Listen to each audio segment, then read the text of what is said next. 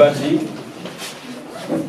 au nom de la loi et des pouvoirs qui nous sont conférés, je vous installe officiellement dans vos nouvelles fonctions de maire de la commune de Niamone pour le mandat 2022-2027.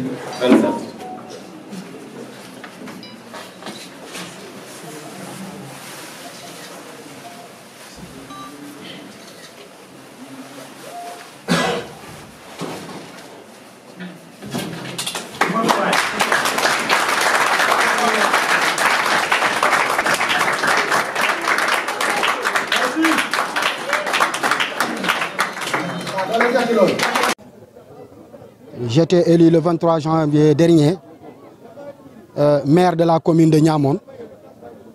Aujourd'hui, je viens d'être officiellement installé comme maire de la commune de Niamone. Alors, ma priorité, comme vous l'avez dit, demeure l'unité de cette commune-là. Il y avait une compétition le 23 janvier, et comme on le dit, le meilleur a gagné.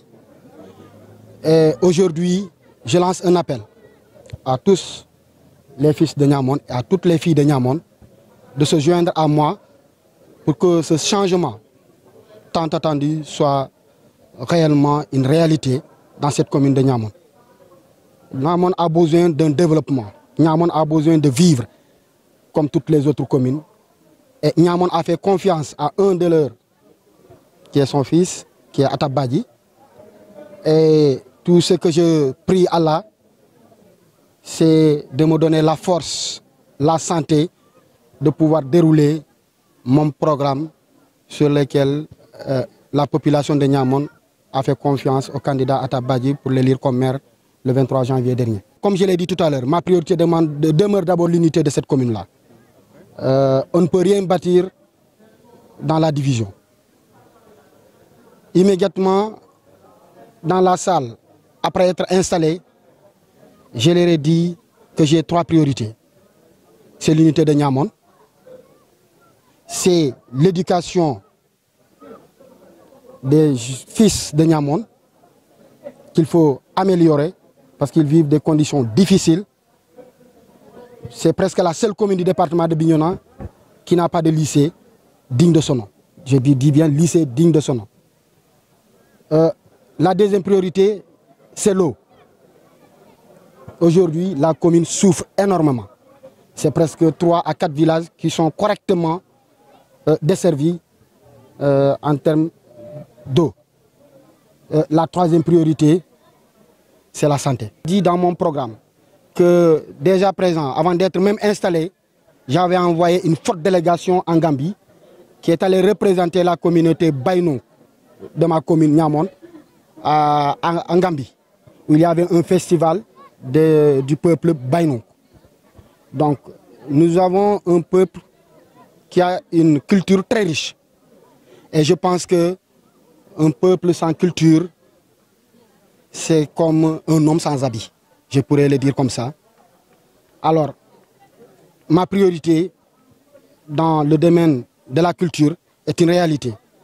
J'avais promis aux populations de Niamone que dès mon installation, je prendrai de mon salaire de maire pour commencer la construction de ce musée de la civilisation Baynou.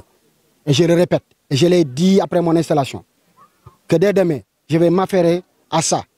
C'est-à-dire à utiliser mon salaire de maire pour la construction d'un musée de la civilisation Baynou, qui est une civilisation très riche. Et nous avons vraiment la spécialité d'avoir une commune Baynou. Je l'ai évoqué tout à l'heure dans la salle avant mon installation, pour demander à tous les fils et filles de Niamone de se joindre à moi afin qu'un plaidoyer très fort soit adressé aux services compétents de l'État du Sénégal et pour que cette route de Niamone soit au moins une boucle goudronnée comme nous entendons les boucles du Foni, les boucles des Dékalounaï, les boucles du Boulouf et autres et autres et autres. Alors Niamone aussi, par rapport à ces résultats, je pense qu'elle a le droit de demander une boucle goudronnée au président de la République, M. Macky Sall. Oui, je pense que l'image de cette maison communautaire montre quand même qu'il y avait vraiment de la gabegie dans la gestion précédente. Maintenant, je ne suis pas là pour dire ce qui est fait, ce qui n'est pas fait. C'est pourquoi dans la salle, j'ai signé le document de rapport sous réserve. pour dire qu'il doit y avoir un travail de contrôle qui doit se faire. Et ce travail-là m'impose de signer le document du maire sortant sur réserve en attendant de faire le pointage du patrimoine de Niamone. Dans cette gestion-là, je pense que dans mon programme, je l'ai même souligné. Et dans mon discours tout à l'heure, je l'ai souligné pour dire qu'aucune arrogance ne sera tolérée. Nous devons respecter ces populations de Niamone qui nous ont fait confiance. Nous devons dans notre gestion rendre compte périodiquement dans chaque village. Après chaque gestion, dans chaque village, je ne demande pas de rendre compte aux membres du conseil communal, mais de rendre compte aux populations qui nous ont fait confiance pour nous donner les destinées de cette commune-là, pour qu'ils aient une idée des 100 francs qu'ils ont alloués au maire Atabadji, comment il a dépensé.